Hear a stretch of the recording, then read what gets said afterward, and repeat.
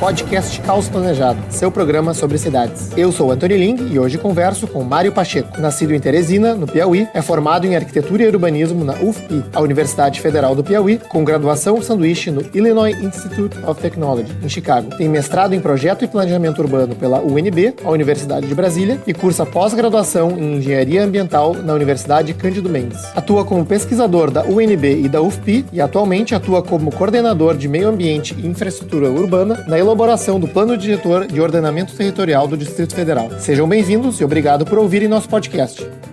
Mário, obrigado por participar do podcast. É um prazer poder conversar contigo sobre Brasília, planejamento urbano do plano piloto, uma série de desafios aí que a gente tem para o Distrito Federal. Seja bem-vindo. Obrigado, Anthony. Para mim é um prazer imenso, como acompanhador do Caos Planejado já há alguns anos, estar participando aqui. E é um prazer também poder falar um pouco do planejamento no DF, né? O DF, o Distrito Federal, tem uma particularidade arquitetônica, urbanística, em várias escalas, muito grande em relação a todo o Brasil, mas não deixa de ter também muitas situações que se assemelham a várias das nossas cidades. A gente brinca que a gente tem no DF um exemplo de todas as demais cidades brasileiras, quase. Mas, enfim, mais uma vez, muito obrigado pela oportunidade. Espero que a gente possa discutir aí muito satisfatoriamente. Legal. E só para deixar registrado aqui, né, a partir desse episódio, os apoiadores premium do Caos Planejado estão participando da sala de gravação do podcast e ao final do bate-papo eles vão ter a oportunidade de fazer perguntas. Então tá aí mais um motivo para se tornar um apoiador do Caos Planejado. Então, conta pra gente, né, o que é Brasília, o que é Distrito Federal, o que é plano piloto, né, quais são as diferenças entre esses termos, né? Eu acho que até pouco tempo atrás eu também, né, tinha uma confusão em relação a isso, e eu acho que esse é um ponto de partida interessante para a gente conceituar os termos, para a gente seguir a nossa conversa. Isso, inclusive, é uma discussão muito interessante. Eu sou natural de Teresina, né, capital do Piauí, e me mudei para Brasília há 3 anos para fazer mestrado, e cheguei em Brasília e também tinha isso muito... tinha outra visão, né, do que seria Brasília. Eu pensava que Brasília era uma das cidades do Distrito Federal. E aí os percursos da vida acabaram me levando a trabalhar na SEDU, que é a Secretaria de Desenvolvimento Urbano e Habitação do Distrito Federal. E aí lá eu consegui ter, trabalhando com o planejamento urbano, esse entendimento mais claro. Então, é o seguinte, dentro do Brasil a gente tem as unidades da federação, os estados, e tem um estado particular, né, que é o Distrito Federal. Dentro do Distrito Federal, a gente tem apenas uma cidade, que é Brasília. Então, toda a área do Distrito Federal é um município, que é o município de Brasília. Em função disso, nós não temos prefeito, nós temos apenas o governador, que é o governador do Distrito Federal. E aí, dentro de Brasília, a gente tem regiões administrativas. E aí, essas regiões administrativas atualmente são 33, e à medida que a cidade foi implantada, né, lá na década de 60, a cidade foi crescendo, foi se expandindo e foram se definindo novas regiões administrativas. Recentemente nós tivemos algumas que foram divididas, aumentando de 31 para 33 RAs, como a gente costuma chamar, né, abreviadamente, as regiões administrativas. Então a gente tem o Distrito Federal, que é a unidade federativa. Automaticamente essa unidade federativa só tem uma cidade, que é Brasília. Então se você diz que mora em Brasília ou mora no Distrito Federal, mesma coisa. Mas o que se destaca a nível nacional é o nosso tão famoso plano piloto. O plano piloto é o desenho do projeto Lúcio Costa, que é a região administrativa de número 1. E o plano piloto tem muita gente que pensa que Brasília é a área do plano piloto. Não, Brasília é a área do Distrito Federal todo. E o plano piloto é apenas uma das regiões administrativas dentro de Brasília. temos mais 32. E à medida que o plano piloto à medida que a cidade foi desenvolvendo, aliás, as demais regiões foram surgindo, algumas foram planejadas, completamente planejadas, implantadas, outras surgiram da subdivisão de regiões já pré-existentes. O plano piloto, né? O plano piloto, como muitos já ouviram falar e ouvir do famoso projeto em formato de avião, né?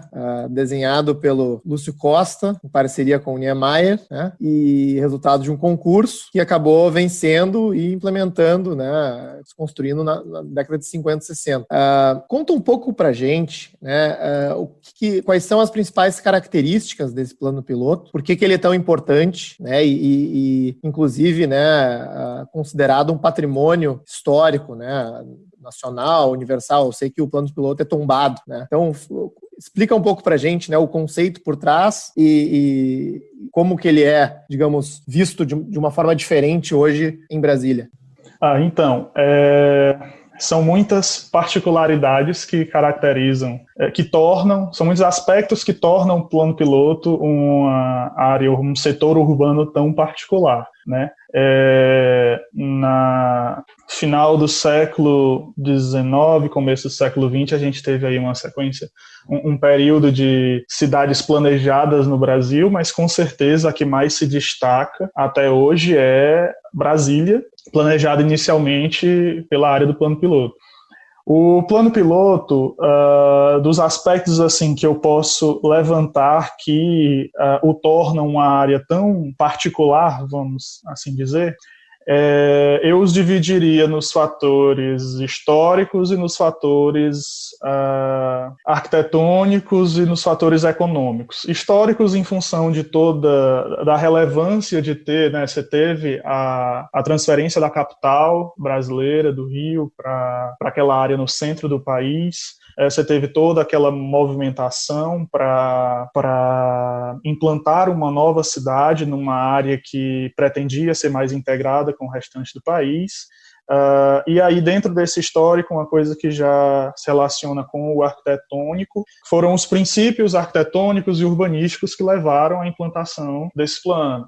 A gente tem aí a alma modernista brasileira hoje representada pelo plano piloto. É claro que em várias cidades do país a gente tem edifícios modernistas, áreas com planejamento urbano modernista que são bastante relevantes, mas o plano piloto concentra, né, tanto em área quanto em questão de esforço esforço tanto administrativo como de planejamento, né, a relevância de ser o símbolo do modernismo não só no Brasil como fora do país.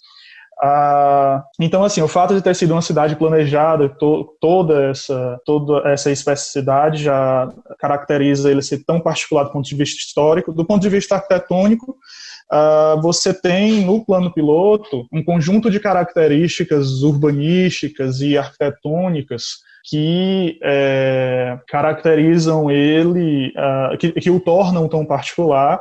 Eu ressalto aí dentro da ideia dos parâmetros, quando o Lúcio Costa planeja, tem a ideia do plano piloto, o conceito do plano piloto, ele estabelece parâmetros, o que ele chama de parâmetros determinantes da qualidade de vida, que são as 4 escalas do plano piloto, que eu levei uma eternidade para poder decorar qual era qual, que são a escala monumental, a escala gregária, a escala residencial e a escala bucólica. Aí a gente tem uma área urbana, um setor urbano definido por, primeiro, essa escala monumental, que é representada basicamente pela questão do eixo rodoviário e eixo monumental, aliás, exclusivamente o eixo monumental, perdão, que é a área mais significativa, vamos assim dizer, do ponto de vista político do plano, né, a área onde fica a Praça dos Três Poderes, vai até a Praça do Buriti, a Praça dos Três Poderes, como a sede do governo, a sede administrativa federal, e a Praça do Buriti, a área da sede administrativa distrital. Aí nós temos a escala gregária, a escala gregária é o que chama a escala, como o Lúcio Costa chamou, a escala do encontro. A escala gregária define o cruzamento entre esse eixo monumental e o eixo rodoviário, e com a localização de edifícios mais altos no centro ali do que seria o avião. E em função de ser o cruzamento desses dois eixos, de ter prédios mais altos, onde concentra a maior circulação de pessoas, né, onde se daria a urbanidade do plano piloto, a maior urbanidade do plano piloto, promovendo esses encontros, portanto, a escala gregária. A escala residencial é a escala que representa a concepção de moradia do Lúcio Costa, que é a ideia da superquadra, com os pilotis, com os parques, todas as superquadras, elas têm os blocos residenciais de gabarito controlado e o térreo com pilotis acessíveis, né, a permeabilidade do percurso, a permeabilidade da visão do pedestre, e equipamentos centrais, equipamentos públicos no centro dessa superquadra, para servir a superquadra, e entre uma superquadra e outra uma área de comércio para servir as superquadras adjacentes, buscando assim reduzir no projeto, né, buscando reduzir esse deslocamento dos moradores e buscando trazer uma certa compacidade, vamos dizer, para a residência. E, por fim, a escala bucólica, que é a natureza de cidade-parque de Brasília, que é a escala definida pelos gramados, passeios, bosques, parques, jardins que o plano piloto tem. E aí tudo isso, todo esse conjunto de coisas fez com que Brasília acabasse sendo o plano piloto acabasse sendo tombado. Claro, um conjunto de questões muito relevantes e muito particulares dentro da história do país. Brasília é tombada pelos governos distrital e federal e inscrita na lista de patrimônios da Unesco, né, que é a Organização das Nações Unidas para a Educação, Ciência e Cultura, se não me engano. Mas aí eu falei do histórico, do arquitetônico / urbanístico, e o que torna o plano piloto também muito singular hoje é o fator econômico. O plano piloto hoje concentra a maior parte dos empregos de Brasília e, portanto, é a área mais valorizada, a RA mais valorizada do Distrito Federal. E essa escala gregária, que eu falei, que é onde há o encontro dos eixos rodoviário e eixo monumental, os edifícios mais altos, a urbanidade é basicamente ali o núcleo desse setor econômico, né, dessa relevância econômica do plano piloto no Distrito Federal. Acho que uma questão que também a gente escreve bastante a respeito do caos planejado e que, de certa forma, é extremamente manifestado de uma forma significativa no plano piloto, é a questão do zoneamento, né, do zoneamento como um conceito modernista ao extremo, né? Então, pelas leituras que eu fiz do Corbusier, né, que fortemente influenciou o trabalho do Lúcio Costa, no caso de Brasília, o modernismo via a cidade como uma máquina ou como um projeto arquitetônico, né? Ou seja, eles tentariam prever todas as atividades que aconteceriam na cidade, né? Bom, tem tantos funcionários públicos, né? Então a gente vai ter tantos mil habitantes, e logo a gente vai precisar de tantos hospitais, né? De tantos metros quadrados de área construída residencial, né? E aí, ao quantificar, né, todas essas áreas e necessidades, né, se zonearia a cidade e se determinaria esse produto final que seria a cidade de Brasília, né? Mas acho que um tema que a gente discute muito aqui no podcast e nos nossos artigos é de que, evidentemente, né, a cidade não tem assim um fim, né? Ela continua, ela é imprevisível e, né, as pessoas continuam, né, sendo atraídas e as atividades vão mudando e as necessidades vão mudando. E eu acho que um caso talvez emblemático nessa história toda, né, é que quando Brasília ficou pronta, né, já existia, né, já surgiu na cidade uma necessidade imprevista, que é a de moradia moradia e de serviços para os trabalhadores que construíram a cidade, né? E aí tem uma frase muito interessante, né, do Juscelino, no livro, que ele fala sobre por que construir Brasília, né? Ele diz que ele olha para a massa de trabalhadores informais que montavam suas barracas e diz o seguinte: tudo bem, pessoal, cada um faça sua casa, mas nada de invadir o plano piloto, né? Então, concomitantemente à construção do plano piloto, né, e desse urbanismo planejado, surge o informal, né? Então, eu acho que é exatamente aí que eu queria chegar, para pedir que você falasse, né, como que essa informalidade se desenvolveu e vem se desenvolvendo em Brasília. E não só isso, né, se sabe, né, como você explicou no início da nossa conversa, que as outras regiões administrativas são diferentes, né? Tem o caso de Águas Claras, que todo mundo fala, né, que tem um conceito totalmente diferente do plano piloto e das áreas informais. Então, conta um pouco para a gente, assim, como é que funciona essa dinâmica, né, em Brasília e como essas outras regiões, digamos, conversam com o plano piloto atual. Essa pergunta dá uma tese, ou no mínimo uma dissertação. Começa assim, acho que eu posso começar fazendo uma ressalva que eu não sou tão... Eu queria muito que o Le Corbusier estivesse certo e que fosse assim tão simples fazer planejamento urbano, mas infelizmente a história mostra que ele não estava assim tão... as previsões dele não foram assim tão acertadas. Eu não vou arriscar dizer que o Le Corbusier está errado, mas a história mostrou e vem nos mostrando diariamente que não é assim que a banda toca. Com relação a Brasília, a gente tem inicialmente ali a formação do plano piloto e de algumas regiões administrativas no entorno do plano piloto, e a polêmica começa com a implantação de 3 grandes regiões administrativas, que são as regiões de Taguatinga, Ceilândia e Samambaia, que são hoje as 3 regiões administrativas mais populosas do DF, entretanto distantes do plano piloto. E a concepção que sentia na época era de preservar, né, de manter a paisagem, manter a paisagem do plano piloto preservada. Então, começou-se com a implantação de novas regiões administrativas mais distantes do plano, regiões administrativas essas que, por mais que se tivessem discursos distintos, o padrão urbanístico e arquitetônico levava a essas regiões administrativas a atenderem a classes sociais mais baixas. E seriam essas classes sociais que iriam vir a trabalhar no plano piloto. E isso criou o que a gente tem até hoje, que são os deslocamentos. Começou com essas regiões administrativas, mas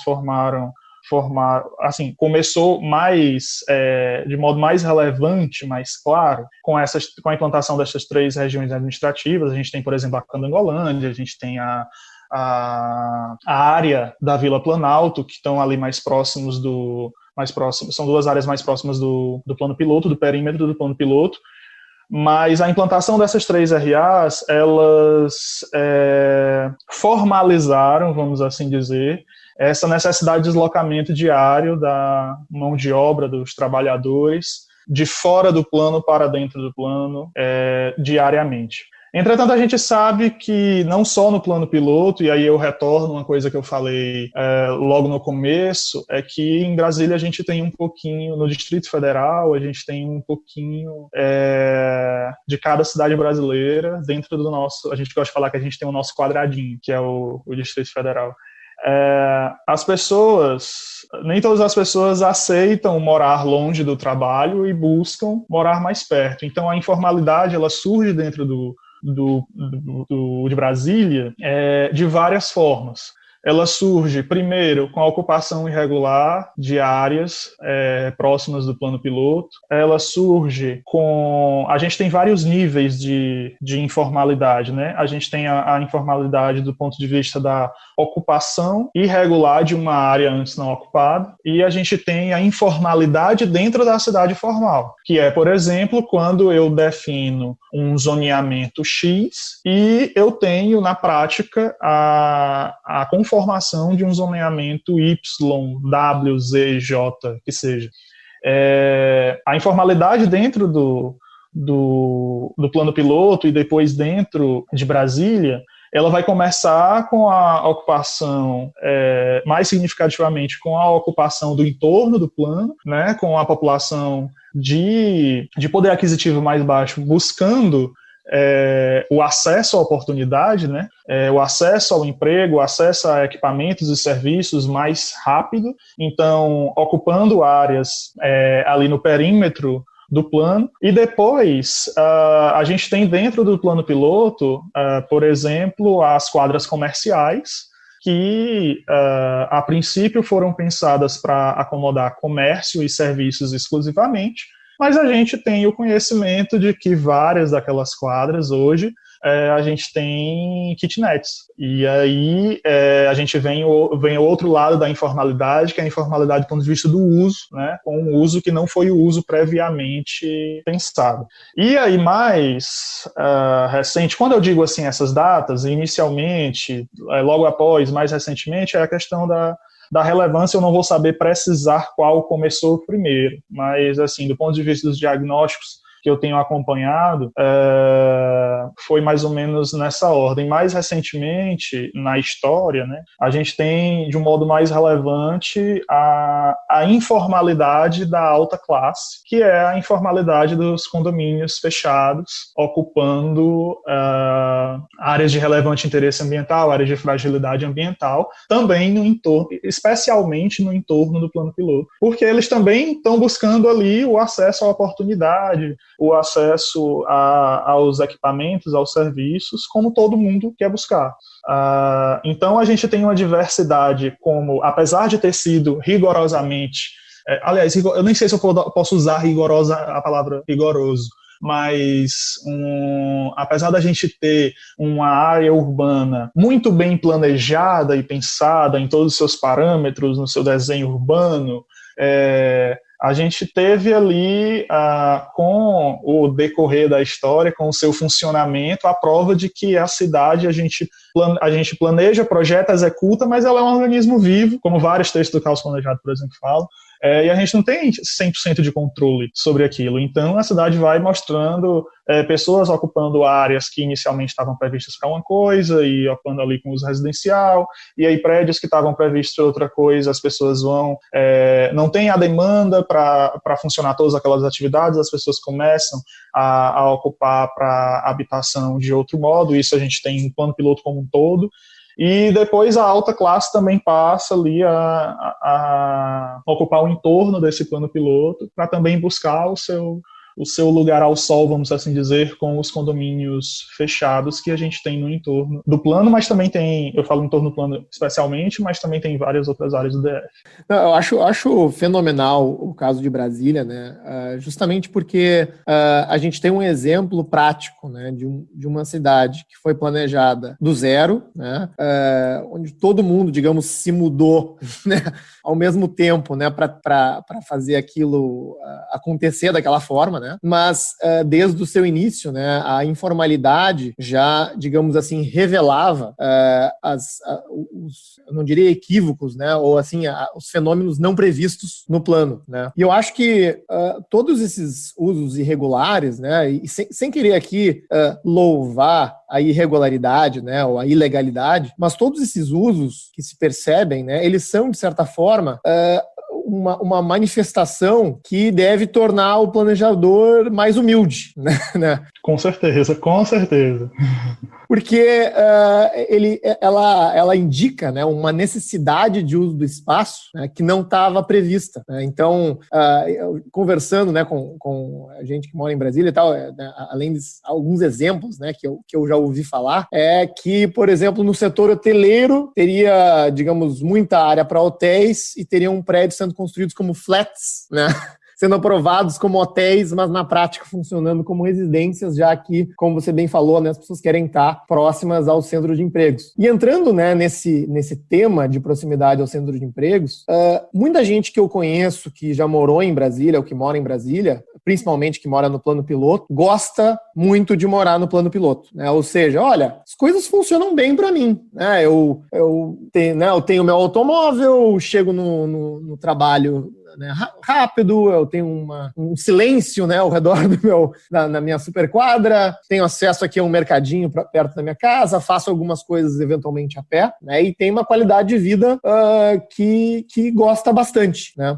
Mas olhando, né, para essa dinâmica da informalidade e dos movimentos pendulares, né, de deslocamento, né, das regiões de fora do plano piloto, eu imagino que essa não seja a realidade da maioria da população, né, que eu imagino que hoje mora fora do plano. Então, conta pra gente, né, como, né, quais são esses desafios, né, e que eu imagino que tem aí um choque, né, de expectativas. Né? A gente tem uma população que talvez esteja extremamente bem servida no plano piloto e no centro de empregos, mas outra, né, ou talvez a maioria que não está, né, e que, de certa forma, é muito difícil atender sem que a população, né, sem que a área do plano piloto seja de alguma forma transformada. Né? Então, e aí já entrando, né, nas discussões do próprio plano diretor atual. Assim, quanto a essa questão da setorização, que você começou falando, a própria setorização, lendo, se você for ler aquele documento do Brasília Revisitada, do Lúcio Costa, ele fala lá que a setorização é uma recomendação de predominância, mas não uma insistência ao uso exclusivo excessivo, né? Infelizmente, alguns defensores do plano piloto e do projeto modernista brasiliense interpretaram isso um pouco diferente. Mas, sim, eu concordo muitíssimo nessa questão que a informalidade, ela mostra, ela é a sandália da humildade que o planejador urbano pode e deve calçar, porque mostra o que surge depois disso, depois do planejamento e da execução do projeto, que a gente não previu, né? E chegando aí a tua pergunta, de fato, a tua colocação, sim, a gente tem aproximadamente hoje, o último dado que eu vi é de 2,5 milhões de pessoas no Distrito Federal e menos de 300 mil no plano piloto. De fato, o plano piloto ele é a região administrativa, mas por todos aqueles aspectos que eu já mencionei, mais bem servida, acredito que em tudo que a gente pensar para uma cidade, entre as regiões administrativas, ele é o melhor servido. Assim, eu já tive uma posição mais ferrenha contra o plano piloto, assim que eu mudei para Brasília, e hoje eu procuro entender melhor como é a dinâmica. Mas eu acredito que dentro desse ponto de vista do quem mora no plano, tá tudo bem, eu conheço muitos amigos que saíram do plano e procuraram morar mais longe porque não gostavam da dinâmica do plano piloto, a questão da solução habitacional. Meu irmão mora em Brasília já está com 10 anos. Ele morou inicialmente no plano piloto e ele mudou para outra região administrativa próxima porque ele falou, não nasci para morar num apartamento, o plano piloto não dá certo para mim, eu quero morar num lugar que pareça uma cidade. E assim fala, esse é o discurso, compreendo 101% o discurso dele, até porque a gente nasceu em Teresina, a arquitetura, o urbanismo do plano piloto é completamente diferente do daqui. Eu estou gravando de Teresina agora. Mas também eu tenho outros amigos que mudaram para Brasília, mudaram a princípio para outra região administrativa e não descansaram enquanto não foram morar no plano piloto, porque o plano piloto achavam o plano piloto muito bom e depois foram morar lá, não é muito bom, é ótimo. Assim, tem os vários, hoje eu enxergo os vários tipos de pessoas. Tem pessoas que nasceram em Brasília, mas que nunca moraram no plano piloto e não querem morar lá, porque, eu prefiro morar em Sobradinho, eu prefiro morar em Taguatinga, eu prefiro morar em Águas Claras. Mas uma coisa é certa, a gente tem um problema e uma demanda muito evidente, porque apesar de todas as opiniões, o plano piloto concentra a maior parte dos serviços e dos empregos, e isso demanda o deslocamento diário de boa parte da população. E aí dentro disso, as nossas discussões hoje no plano, no tocante a esse quesito, são especialmente duas. A questão dos transportes, né, de avaliar muito bem o ordenamento territorial, aliado aos sistemas de transportes. A gente vem buscando um diálogo cada vez mais próximo com a CEMOB, com os órgãos relativos ao trânsito, demais órgãos relacionados ao planejamento de transporte, para tentar deixar a acessibilidade ao plano piloto cada vez melhor, né? E, do outro ponto de vista, a questão de buscar identificar não seria criar, mas identificar novas centralidades em desenvolvimento e buscar melhorá-las, né? Buscar dar condições para aquelas centralidades, as já existentes, as que a gente já identifica, que estão consolidadas e as que a gente vê que tem o potencial, né? A gente está estudando isso agora. Tem um eixo dentro do plano piloto que é o eixo de centralidades, e a gente está vendo esse diagnóstico, né? A gente está montando uma metodologia para enxergar essas potenciais centralidades e ver, cabe buscar desenvolver isso aqui, porque é aquela coisa, a gente entende que não tem como criar uma centralidade, um polo de empregos, um polo de serviços do nada, porque a gente não tem a varinha do Harry Potter para chegar lá e fazer o negócio acontecer, como infelizmente muitas vezes a gente é ensinado na universidade. A gente busca identificar o que está acontecendo e tentar fomentar isso para que sejam os dois lados, nem só a gente vai resolver o problema dando melhores condições de deslocamento para o plano. Não, a gente vai resolver o problema fazendo do Distrito Federal no caso de Brasília, uma cidade polimultinucleada.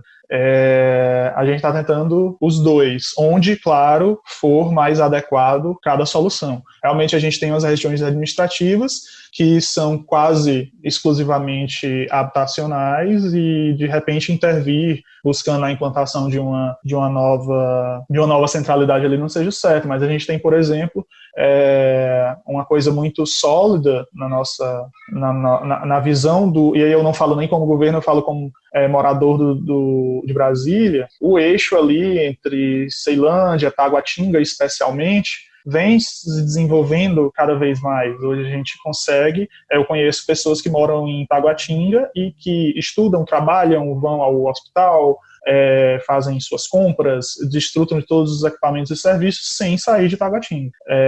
Claro que isso não é para todas as pessoas que moram em Taguatinga, mas para boa parte. Então a gente busca cada vez mais dar condições para que isso se mantenha e se desenvolva com qualidade. Acho que seria mais ou menos isso. E claro, tentando, né? Eu acredito hoje, eu estudei isso no mestrado, eu estudei informalidade, né? E eu acredito hoje que a gente não tem como evitar a informalidade. A informalidade na cidade é tipo o cabelo branco, né? Querendo ou não, uma hora chega. Mas a gente tem como dar condições para que ela não seja tão intensa, porque não que seja algo ruim, eu acredito que é natural, mas a depender de como ocorra, especialmente onde ocorra, especialmente no caso do DF, onde ocorra, pode trazer problemas, ou tanto para a população que está ali, quanto para a população em outras áreas. Não, perfeito. Então, eu estava pensando sobre tudo isso, né, que você está relatando sobre a cidade, e assim, acho que um ponto a ser comentado aqui, né, que apesar, digamos, de algumas pessoas gostarem ou não gostarem, né, dos aspectos subjetivos de morar ou não no plano piloto, há uma questão de digamos, eficiência urbana, né, ou de resultados, digamos, práticos, físicos, né, da área do plano que parecem evidentes, né, ou seja, ela é menos eficiente no sentido de que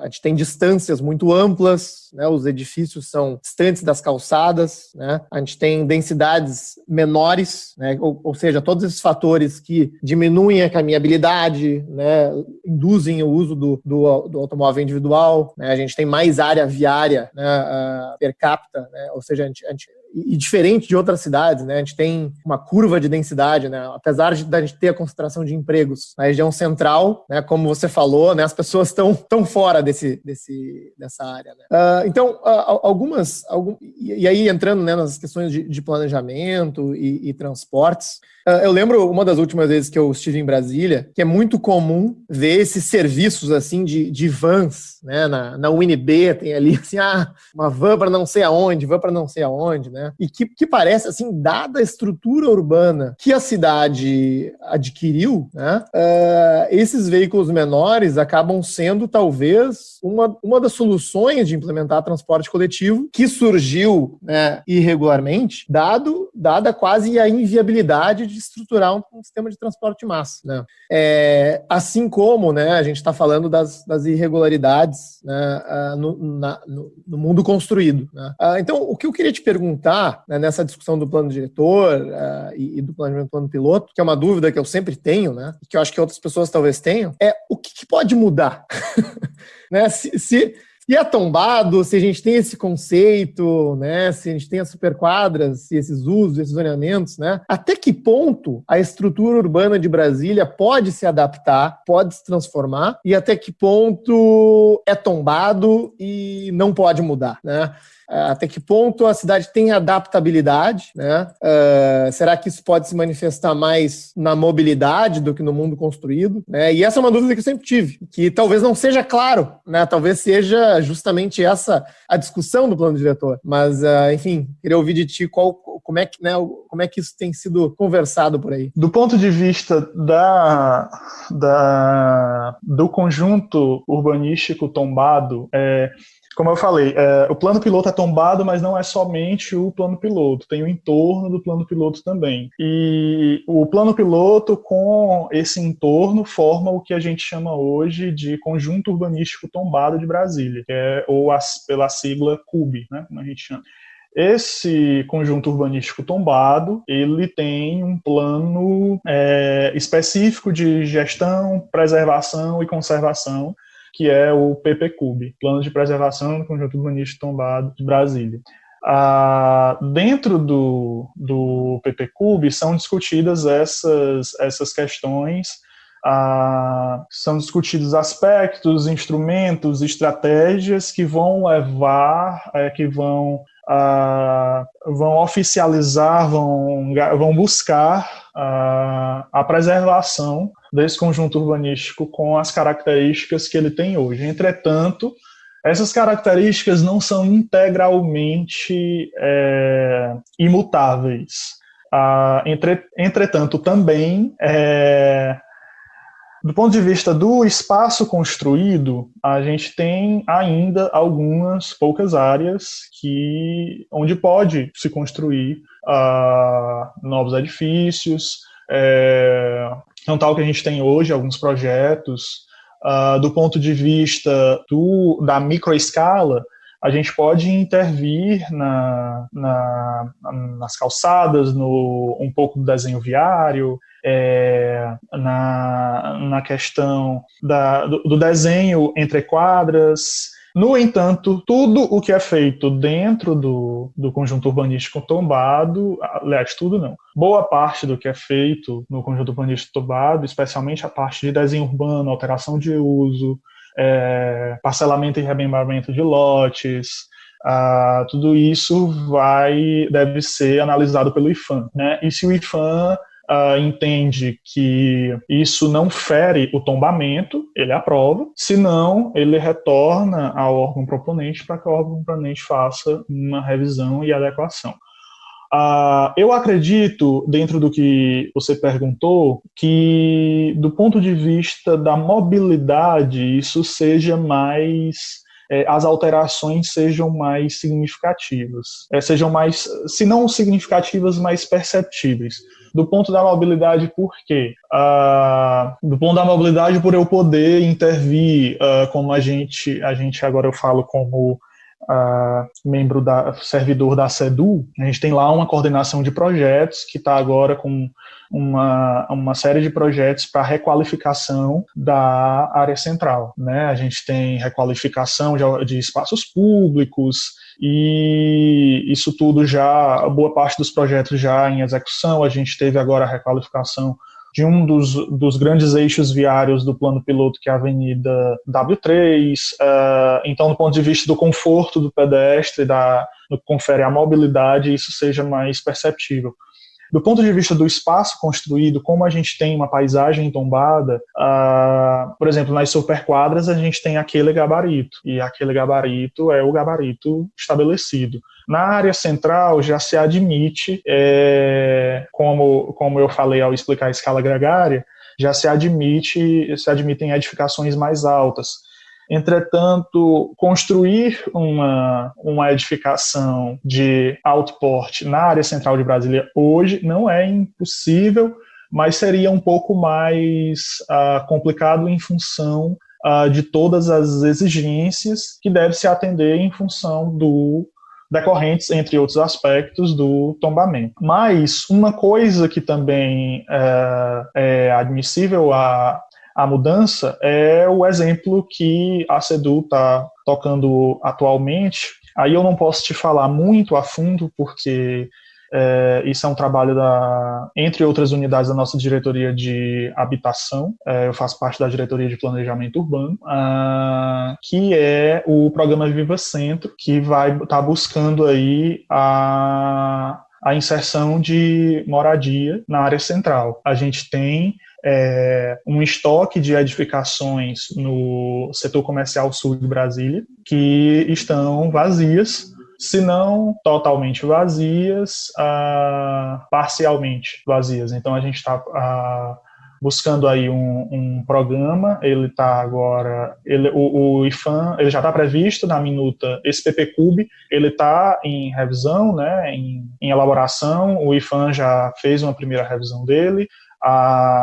Esse programa Viva Centro já está dentro do que o PPCUB prevê, e o próprio programa já teve também uma revisão do IPHAN, que ainda não é uma revisão final, pode passar para alterações. A gente está tendo agora uma fase de reuniões públicas para rever isso, e esse programa vai buscar, entre outras coisas, implantar a habitação no setor comercial. E aí isso conversa lá com o que eu falei, que é a própria coisa do Lúcio Costa, de dizer, não é o uso exclusivo, é uma indicação, né? Não é uma setorização exclusiva, mas é uma predominância de usos. E aí esse projeto, por exemplo, vai buscar a capacitação profissional dos moradores de rua, vai buscar a qualificação dos espaços públicos, vai buscar, entre outros aspectos, principalmente, né, a inserção de moradia, com vistas à inserção de habitação de interesse social. E aí a gente tem uma articulação com outros instrumentos já previstos no PDOT vigente. Nosso PDOT vigente é de 2009, com uma revisão, uma atualização em 2012, e aí a gente está trabalhando, prevendo que o atual PDOT em elaboração vá para a Câmara Legislativa em 2022, né? E o PDOT vigente também já prevê isso, prevê a questão da requalificação, dinamização das áreas centrais, né? Buscar o melhoramento da qualidade de vida das áreas centrais, e ele prevê alguns instrumentos como a ODI e a ONAUT, que vão ser empregados nesse programa Viva Centro para, como é que eu posso dizer, para possibilitar a inserção dessa moradia na área central. E aí os interessados vão poder, tem toda a burocracia, né, necessária envolvida. Burocracia, eu me refiro aos passos administrativos, para o rito administrativo, para buscar efetuar ali um projeto, propor ali um projeto, passar por toda aquela coisa de aprovação e tal, para poder, então, executar essa requalificação com, entre outras coisas, a inserção de moradia no setor central. Então, assim, tentando fechar a tua pergunta, a gente pode requalificar áreas verdes, a gente pode requalificar avenidas, a gente pode requalificar as calçadas, um pouco do desenho urbano, tudo isso com a anuência do IPHAN, e pode também prever a alteração de alguns usos, como a gente está propondo agora com esse programa Viva Centro, buscando trazer moradia para edificações obsoletas na área central. Não, legal. Espero que consigam fazer algumas adaptações justamente para se adequar às necessidades contemporâneas, né? A minha última pergunta, antes de entrar para a pergunta dos apoiadores, é como vocês têm lidado com esse processo de revisão do plano, né? Eu acho que é um tema que a gente tem coberto, né, com outros convidados aqui no podcast, e acho que nesse período de eleições também a revisão de planos diretores tem estado em pauta, e outras cidades estão revisando seus planos. Como tem sido esse processo, né? Que tipo de participação da sociedade civil tem ou vai ocorrer, né? E principalmente, né, como vocês têm determinado digamos assim, os objetivos, né? O que se quer atingir com o novo plano, né? Dada a realidade atual da cidade. Aí chegou muito dentro da minha atuação no momento na SEDU. Então, a gente começou o processo de elaboração do plano diretor. Como eu falei, a gente está com o plano diretor vigente em 2009, com atualização em 2012.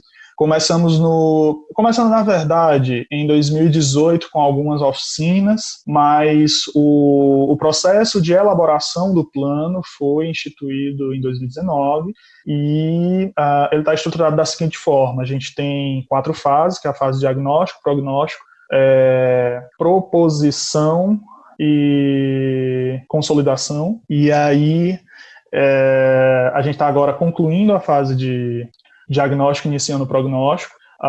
O plano diretor, o processo de elaboração foi dividido em 8 eixos, a gente chama eixos temáticos. A gente tem o eixo de meio ambiente e infraestrutura urbana, que é o eixo que eu coordeno, habitação e regularização fundiária, ruralidades, mobilidade, gestão social da terra, território resiliente, centralidades e participação social. Cada um desses eixos cuida de um aspecto da cidade, exceto participação social, que é um eixo específico para discutir algumas ferramentas e estratégias do planejamento do plano e das formas de participação da sociedade no processo de elaboração do plano. E aí outras temáticas que não estão cobertas pelo título específico do eixo são discutidas pelos coordenadores do eixo junto aos grupos. A participação começa, o processo de elaboração ele é encabeçado pela SEDU, né, que é a Secretaria de Desenvolvimento Urbano e Habitação. Entretanto, são definidos coordenadores. Há uma coordenação geral, onde tem a subsecretaria de políticas e planejamento urbano e a coordenação de planejamento urbano. E foram estabelecidos para cada eixo temático uma coordenação e um grupo de trabalho interinstitucional. E aí foram convocados todos os órgãos da administração direta do GDF e cada órgão enviou representantes para compor cada um desses eixos temáticos de acordo com a temática. Então, por exemplo, no eixo que eu coordeno, que é o de Meio Ambiente e Infraestrutura Urbana, a gente tem os órgãos, a Secretaria de Meio Ambiente, a gente tem a Secretaria de Obras, a gente tem a Companhia de Desenvolvimento, a gente tem o IBRAM, que é outro órgão ambiental vinculado à Secretaria de Meio Ambiente, a gente tem a Agência Reguladora de Águas e Esgoto, a Companhia de Abastecimento de Água e Esgoto, assim como, por exemplo, o eixo de mobilidade tem a participação da CEMOB, do Departamento de Trânsito, da Secretaria de Obras, por aí vai. No momento, a gente iniciou a participação, já meio que começa daí, com todos esses, apesar de ter esses representantes, à medida que a gente tinha as pautas das reuniões, a gente ia convidando pessoas de outros órgãos que não foram oficialmente convocadas, mas que tinham questões, por exemplo, a gente conversou muito com a Secretaria, o eixo de Meio Ambiente e Infraestrutura conversou muito com a Secretaria de Saúde, por exemplo, para discutir questão de doenças infecciosas que se dão em função dos resíduos sólidos. Com a Secretaria de Cultura, porque eles têm uma leitura muito clara dos equipamentos culturais que a gente precisava ter para discutir infraestrutura urbana. Então, todos os eixos tinham os seus membros de órgãos específicos, mas acabaram tendo um diálogo muito horizontal com os demais órgãos da administração direta. Além disso, a gente passou a fazer reuniões entre os eixos para determinar temas que eram afetos a mais de um eixo, como, por exemplo, a gente, como infraestrutura urbana, sentava com mobilidade para discutir questão do sistema viário e questões de novas soluções de drenagem para o sistema viário e por aí vai. A gente finalizou isso com a finalização de um documento técnico que a gente está fechando agora, e aí a gente inicia a segunda parte do diagnóstico, que é o diagnóstico junto à população. Aí entra um trabalho mais forte desse eixo, que é o eixo de participação social e governança, que ele vai atuar em dois sentidos. Foi instituído uma estrutura de governança, onde tem esses grupos de trabalho e tem outros grupos de trabalho, por exemplo, só com os secretários e chefes de mais pastas. Por exemplo, tem questões que a gente não consegue discutir só a gente como técnico, a gente precisa de uma anuência de um chefe de pasta, então existe um grupo para isso. Mas o grupo mais relevante assim, do ponto de vista da participação social, é o Comitê de Gestão Participativa, que nós temos agora. Nós instituímos em agosto, se eu não me engano, acho que foi em agosto. E aí, o que é esse Comitê de Gestão Participativa? Esse comitê ele tem setores da sociedade, segmentos da sociedade, por exemplo, LGBT, tem os quilombolas, tem mulheres, a universidade, tem, enfim, vários segmentos, e aí cada segmento tem o site do PDOT, né? Cada segmento pode ir lá, requisitar a inscrição nesse comitê, preenche lá, apresenta uma documentação X, e aí é feita uma inscrição. O planejamento era que, se fizesse uma inscrição, haveria uma votação e a gente teria esse comitê para ser uma representação popular mais ativa e mais próxima dentro dessa discussão do plano diretor. Entretanto, veio a pandemia. E aí o que aconteceu? A gente decidiu estender esse prazo. Esse comitê já estava previsto dentro da metodologia do plano diretor, que foi previsto ano passado, foi concebido ano passado. Em função da pandemia, a gente estendeu esse período, e como nós estamos fazendo agora, as pessoas podem, a inscrição vai ficar aberta por um período de 6 meses, e aí as pessoas podem ir se inscrever todo mês. Se tiver apresentada a documentação certinho, a inscrição é pré-aprovada e aquele representante passa a integrar esse comitê e passa a participar das discussões do plano. Ao final de 6 meses, cada segmento entre si vota para uma quantidade X de pessoas ficar integrando aquele comitê, e aí a quantidade X final que vai acompanhar o comitê até o final da revisão do plano. Além disso, a gente tem outras modalidades de participação, que são reuniões livres, oficinas nas regiões administrativas, oficinas por unidades de planejamento territorial. Aí eu preciso abrir um parêntese. A gente tem as regiões administrativas e a gente tem unidades de planejamento territorial que foram definidas pelo PDOT de 2009, que englobam as unidades de planejamento territorial, representam um conjunto de regiões administrativas. Então, a gente tem, primeiro, oficinas locais, que são oficinas que o governo vai lá fazer, pode ser local porque é uma escala menor que a escala da região administrativa, e a gente faz oficinas locais, os resultados dessas oficinas a gente faz uma oficina a nível de região administrativa, depois a região administrativa a nível de UPT, né, que é a unidade de planejamento. Além dessas oficinas, a gente tem, as oficinas todas são organizadas pela SEDU. A gente tem a participação do tipo reunião livre, onde qualquer pessoa pode se juntar com uma quantidade mínima de pessoas, se eu não me engano são 12, não tenho certeza, mas há um número X.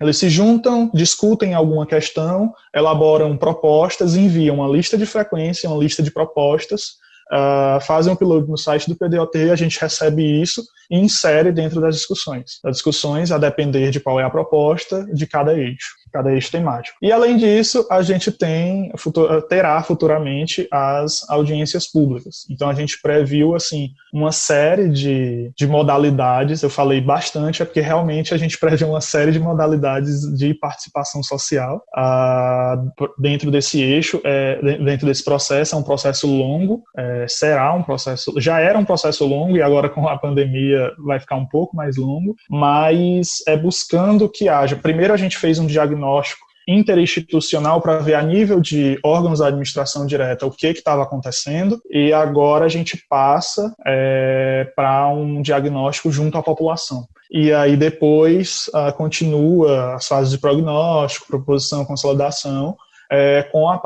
com a realização dessas oficinas, recebendo as contribuições advindas de reuniões livres e com a participação dessa representação da sociedade por meio do CGP. E acho que expliquei aí tudo como é. Qualquer coisa vocês podem procurar o site da revisão do PDOT da SEDU, pdotcedu.df.gov.br, e lá tá tudo explicadinho. Eu coloquei aqui o que eu estava lembrando de cabeça. Mário, não, eu achei legal esse teu relato, né? Acho que tem duas coisas para apontar, que essa questão da horizontalidade entre os órgãos, né? Que eu acho que muitos que já vieram aqui no podcast, que falam sobre planejamento urbano, falam sobre como muitas vezes as legislações se conflitam entre si, né? Um exige alguma coisa, né, de quem for abrir um negócio ou quem for construir uma edificação ou projetar um prédio, que a outra secretaria diz o oposto ou algo diferente, né? E eu acho que essa horizontalidade é bem legal. E esse desafio da participação popular que eu acho que todas as cidades enfrentam, né? De como, digamos assim, coletar informações que, de certa forma, representem, né, os anseios que devem ser atingidos. Então, parabéns, né, pelo trabalho de vocês. Achei muito válida a explicação. E, enfim, eu pessoalmente gostaria de ficar muito tempo conversando sobre os detalhes do planejamento de Brasília, mas eu queria, antes de fechar aqui, fazer algumas perguntas que chegaram pelo chat. Então, acho que tem duas perguntas que eu vou juntar aqui, que são relativas a áreas verdes em Brasília, né? Ela comenta aqui que existem uma série de áreas do PDOT, né, de proteção de mananciais, e que imagino que deva ser um desafio, como é em qualquer cidade brasileira, dada essa questão da informalidade, né, de gerir essas áreas. Então, né, a pergunta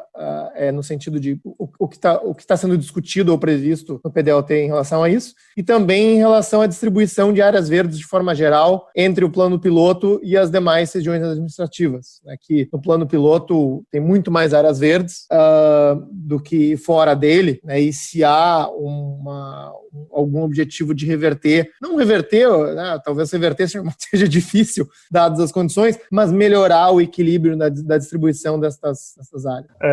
Acho que foi algum brasiliense que fez essa pergunta aí, mas sim, então, as áreas de proteção de mananciais, elas não são necessariamente áreas verdes como a gente tem a ideia de área verde urbana. Elas são um instrumento de zoneamento que a gente chama APM, Área de Proteção de Manancial. Ela foi definida no PDOT de 97, se não me engano, e revista no PDOT de 2009. Hoje, essas áreas de proteção de mananciais, elas são extremamente importantes, porque o que é essa APM? Ela é um zoneamento, é uma área urbana, uma área do território urbano ou rural, que a gente estabelece ali uma restrição de uso. Ela não é uma unidade de conservação, ela é um zoneamento definido pelo Plano Diretor de Ordenamento Territorial, que restringe o uso naquela área para proteger um ponto de captação de água. Ela protege a área montante do ponto de captação para que não haja uma intervenção ou poluição daquele ponto, e aquele ponto é utilizado para a captação de água para o abastecimento público. O PDOT de 2009 previa um sistema para administrar essas APM, que hoje, no âmbito do PDOT, o que nós estamos fazendo hoje, atualmente a gente tem 26 APM no DF, e o que a gente está pensando, nós estamos agora num diálogo muito satisfatório com a Secretaria de Meio Ambiente, para finalizar aí um instrumento de gestão dessas APM, para que a gente possa efetivar as questões de gestão, discussão de permissão de algum uso e fiscalização dessas áreas. E no âmbito do PDOT, nós veremos aspectos quanto à manutenção dessas áreas de proteção de mananciais e estratégias de melhor conservação dessas áreas. Que não seja apenas deixar lá do jeito que está, mas garantir que aquela área tenha uma conservação de modo que potencialize a sua função urbana, ou que, no mínimo, garanta a manutenção daquela função como ponto de abastecimento, como ponto de captação de água para o abastecimento. A gente está aí numa discussão a gente tem um diálogo muito bacana com a Agência Reguladora de Águas e a Companhia de Água e Esgoto, Companhia de Saneamento, que é a DASA e a CAESB, para ver se nós faremos a revisão de da poligonal de alguma APM no intuito de aumentá-la, ou se nós criaremos novas APM no DF, há esse pensamento, mas atualmente a gente está fechando esse decreto para regularizar e regulamentar a questão de fiscalização e gestão, e dentro do PDOT estamos fazendo um levantamento de condições ambientais, urbanísticas dessas áreas, para discutir questão de alteração de poligonal e estratégias de melhor conservação. Quanto à outra pergunta, foi da disparidade entre áreas verdes urbanas do plano piloto e do resto de Brasília, né? Quanto a isso, a gente tem um projeto muito bacana que a gente está desenvolvendo agora no DF, que é o Sistema de Áreas Verdes e Espaços Livres do DF. O que é esse sistema? Esse sistema será um instrumento para catalogação e proposição de diretrizes e projetos para as áreas verdes e espaços livres do Distrito Federal, a princípio da macrozona urbana, né, da área urbana do DF, mas buscando a integração com unidades de conservação e demais áreas relevantes. de relevante interesse ambiental. Esse sistema, a gente está agora no momento de discussão dentro dos setores da SEDU, e brevemente a gente vai estender essa discussão para os demais órgãos da administração direta. E esse sistema, a princípio, a gente instituirá um sistema e depois um plano para gestão desse sistema.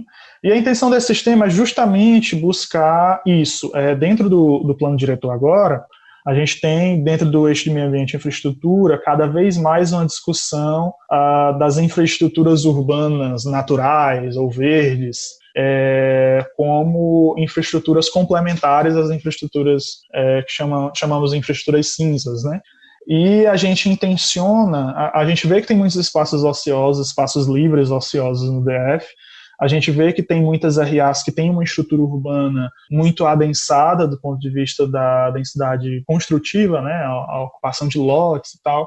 E a gente está começando agora um diagnóstico muito buscando estabelecer assim, um entendimento da estrutura urbana das RAs, das regiões administrativas, para dentro desse sistema trazer diretrizes que permitam identificar áreas de interesse, né? Conjugando aí o sistema e o plano consequente dele, trazer diretrizes para apontar, essa área aqui, ela hoje está obsoleta, ela está sem uso, mas ela tem um potencial X porque ela está próxima dessa área aqui que tem uma densidade construtiva muito alta e não tem como ter uma área verde.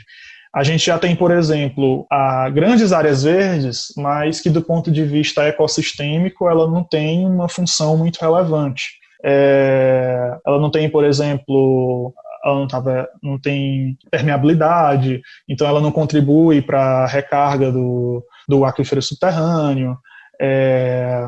Nesse sistema, a gente vai buscar não somente implantar novas áreas verdes, né, mas qualificar essas áreas verdes, e não somente as áreas verdes, como também os espaços livres. Eu acho que esse projeto é um dos que a gente está se dedicando bastante agora, e eu acredito, assim, o ponto X dele é justamente trazer esse olhar para fora do plano piloto, para tentar qualificar espaços de uso público, espaços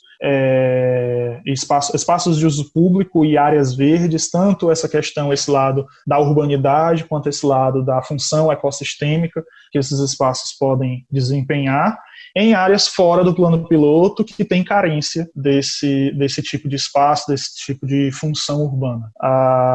Acho que deu para dar. Se deixar, eu falo mais 1 hora desse projeto, assim, sem nenhum problema. Eu acho que aí deu para dar uma noção qual é a ideia que, dentro da revisão do plano diretor, a gente tem para tentar não reverter, porque eu acho que reverter é uma palavra muito forte, mas tentar amenizar essa diferença. Então, eu vou fazer uma pergunta rápida antes da gente ir para a última pergunta, que é para mim, né, também de alguém que cresceu e tem a referência, digamos, de uma cidade normal e conheceu a realidade do plano piloto. Eu fico pasmo com a quantidade de áreas verdes que não são parques, né, que são esplanadas ou que são terrenos vazios, né, ou mesmo dos parques são áreas gigantescas, né. E aí, então acho que sim, né, acho que um projeto para dar algum uso para esses espaços é interessante. A minha pergunta é assim, existe um serviço para cortar grama de todas essas áreas?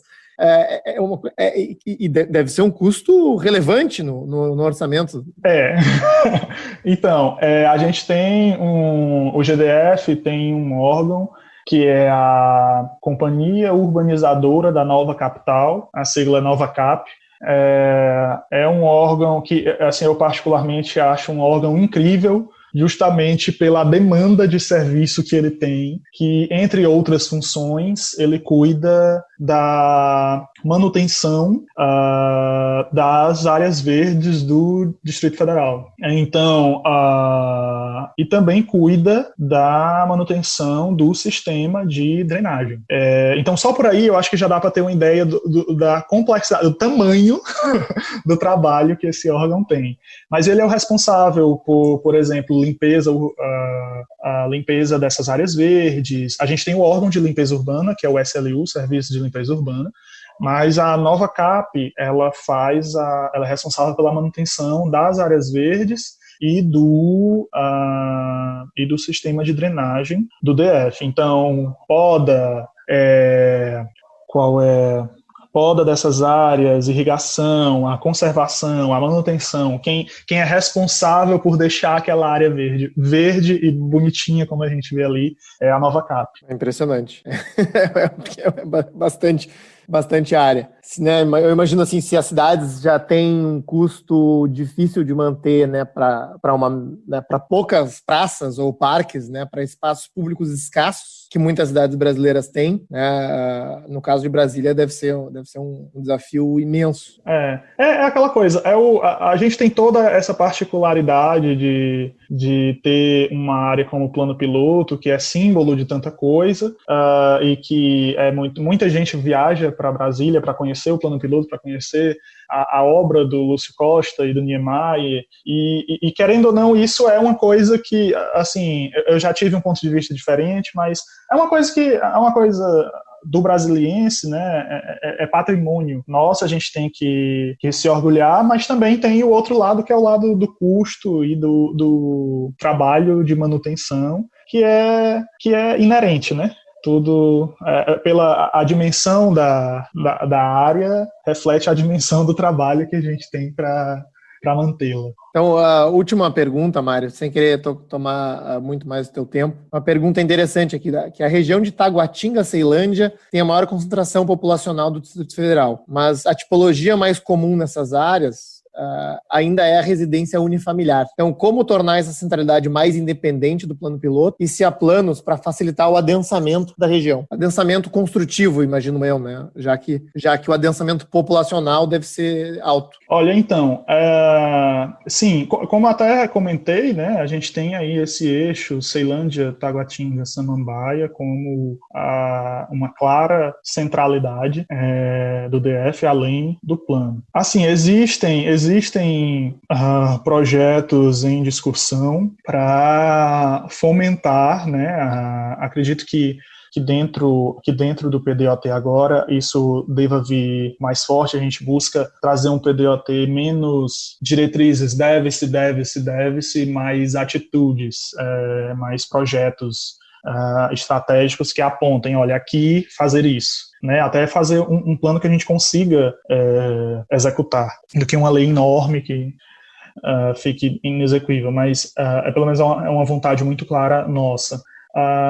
Mas quanto à pergunta feita, o que eu posso adiantar é que existe a intenção de trazer uma diversidade econômica e que decorre ou promove, aí a gente entra naquela discussão, quem veio primeiro se foi o ovo ou a galinha, mas que tem uma relação muito íntima com o padrão construtivo, né, e a estrutura das edificações.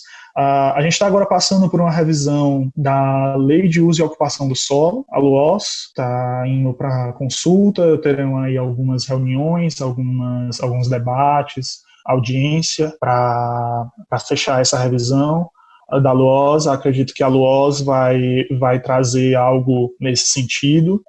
Além disso, o PDOT passado já identificou essa área como uma área de centralidade, e esse atual só confirma, né, a centralidade existente ali, e isso vai trazer estratégias que permitam a dinamização, né, fomentar aumentar o fomento, a dinamização dessa área, que a dinamização ali já existe, a gente vai buscar melhorá-la, dar instrumentos para que ela se desenvolva com qualidade. E visto disso, a gente tendo a revisão da LUOS, tendo as diretrizes do PDOT, acredito que esse cenário passe a se transformar, porque é como se fala, a gente não tem o poder de criar uma área de desenvolvimento. A gente tem como dar condições para uma área de desenvolvimento que já existe se desenvolver ainda melhor. E acredito que seja isso que o PDOT vai trazer.